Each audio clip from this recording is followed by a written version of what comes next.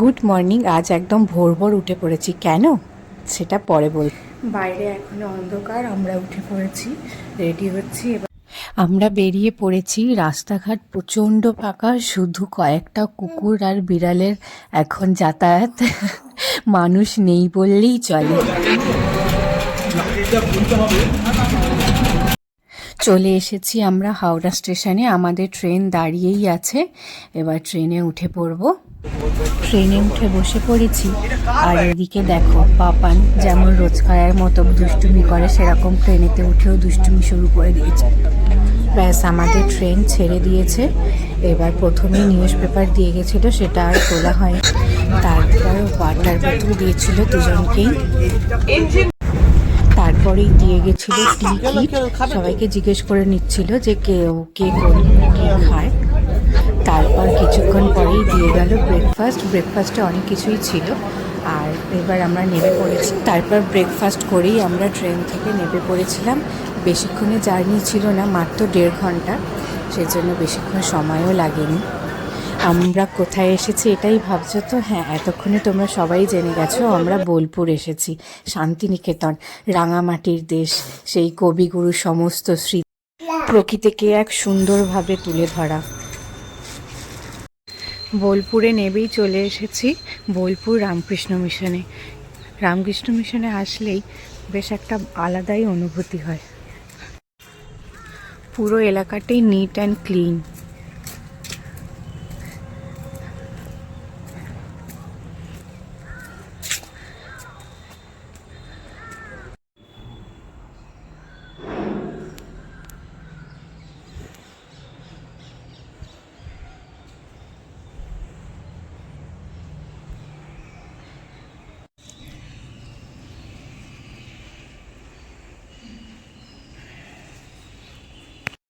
চারিদিকটা কত পরিষ্কার পরিচ্ছন্ন দেখেছো?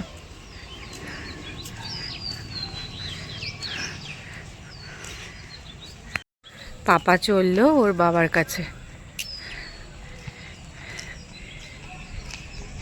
কি জোরে দৌড়াচ্ছে দেখো, আস্তে।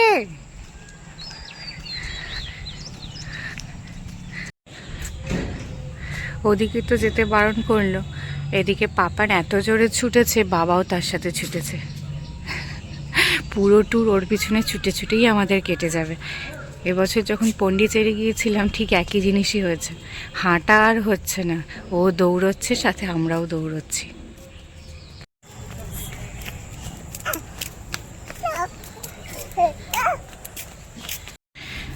এটা হচ্ছে রামকৃষ্ণ মিশনের বাচ্চাদের স্কুল।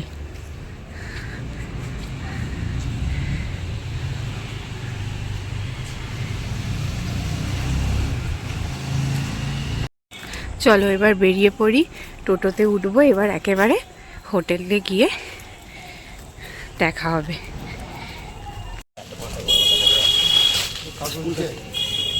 চলো এবার টোটোয় উঠে পড়ি আমরা।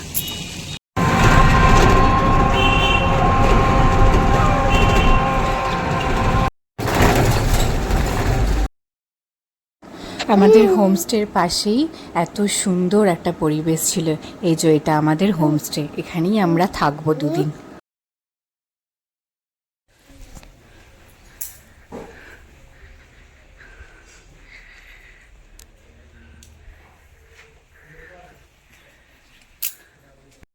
এই হচ্ছে আমাদের রুম।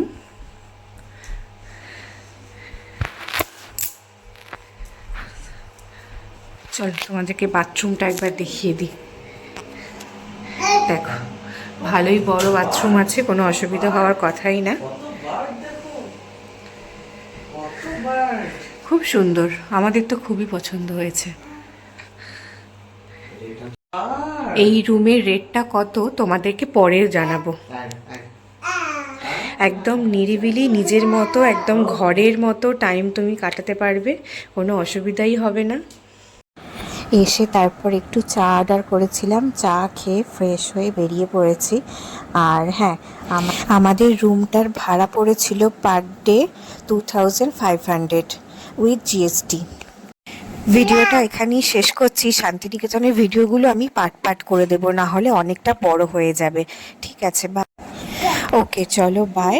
আজকের ভিডিওটা এখানেই শেষ করছি। যদি আমাদের ভিডিওটা ভালো লেগে থাকে তাহলে অবশ্যই আমাদের চ্যানেলটাকে সাবস্ক্রাইব করে আমাদের পাশে থাকবেন।